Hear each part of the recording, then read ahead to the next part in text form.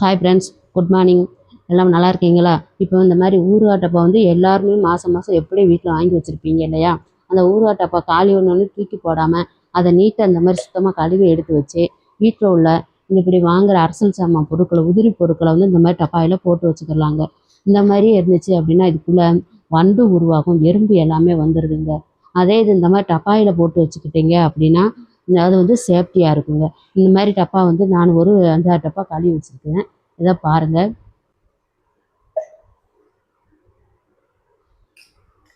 அதுக்குரிய டப்பா எல்லாம் கழுவி வச்சாச்சு.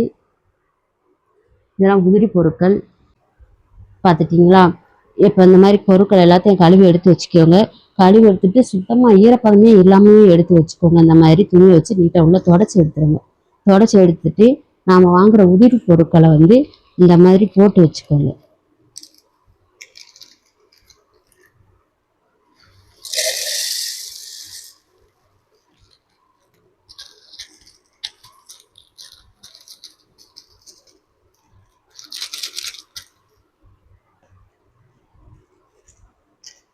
இப்படி உள்ளே போட்டு வைக்கும்போது வந்து வண்டுலாம் வராது.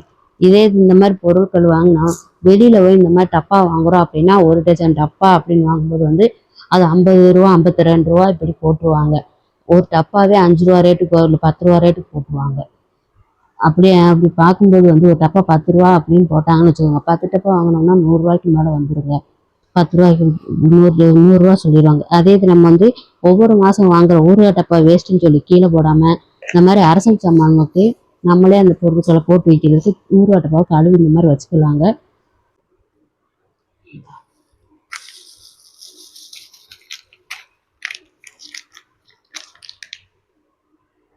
இந்த மாதிரி ஒவ்வொரு டப்பாலையும் அடைச்சி வெந்தயம், இந்த மாதிரி உதிரியாக வாங்குகிற மிளகு, இந்த அரசல் சாமான் பூதுகள், இந்த பூவு, கிராம்பு, இந்த மாதிரி ஐட்டம்லாம் போட்டு வைக்க ஊறுகாய் டப்பா வந்து ரொம்ப யூஸ் ஆகுதுங்க.